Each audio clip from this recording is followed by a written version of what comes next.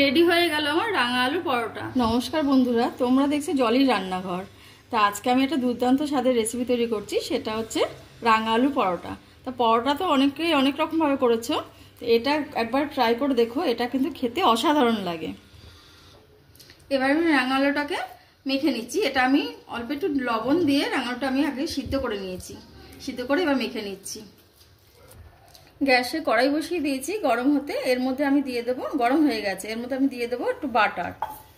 আমি এটা বাটার দিয়ে তৈরি করছি, তোমরা যদি চাও সাদা তেল দিয়েও এটা করতে পারো। তা বাটার দিয়ে করলে এটা স্বাদ কিন্তু পুরোপুরি অন্যরকম হয়। বাটারটা আমার গরম হয়ে গেছে, এবার আমি সিদ্ধ করা রাঙা আলুটা দিয়ে দেবো এর মধ্যে। এরপর আমি এর মধ্যে অ্যাড করব লবণ,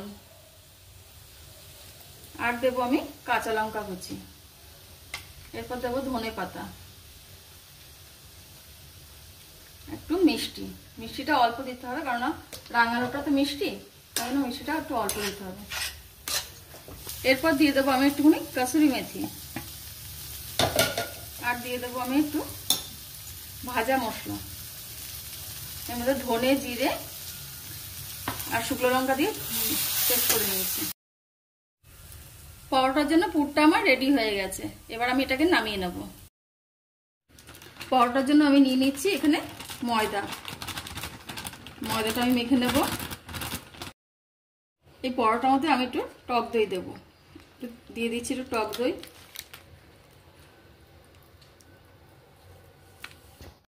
এবার দেবো এর মধ্যে একটু লবণ, আর দেবো সাদা তেল।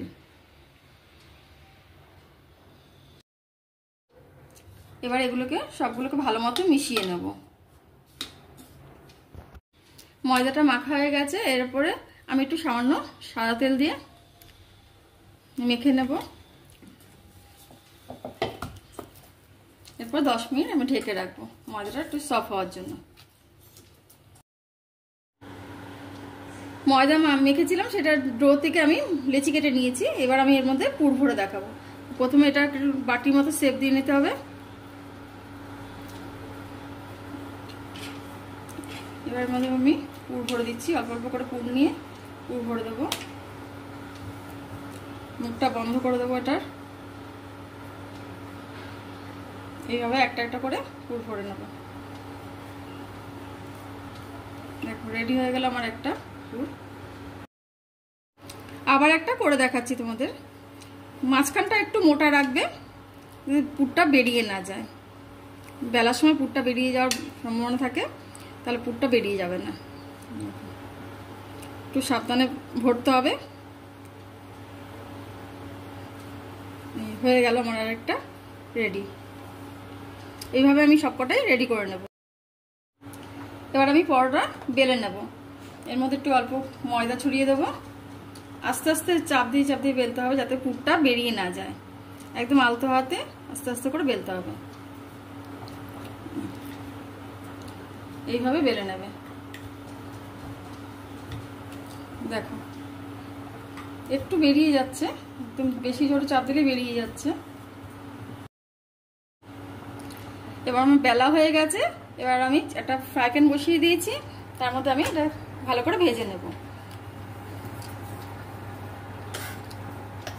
আর হ্যাঁ, যারা আমার চ্যানেলটাকে সাবস্ক্রাইব করেছো তাদেরকে অসংখ্য ধন্যবাদ।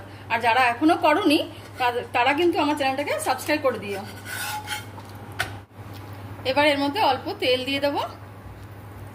অল্প অল্প তেল দিয়ে ভাজবো এটাকে।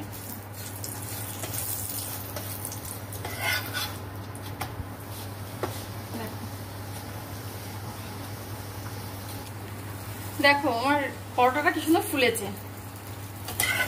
রেডি হয়ে গেল আমার রাঙা আলুর পরোটা। রেডি হয়ে গেল আমার রাঙা আলুর পরোটা। আমি এটা ধনেপাতা চাটনির সাথে সার্ভ করেছি। তোমরা কিন্তু এটা টক দইয়ের সাথেও খেতে পারো।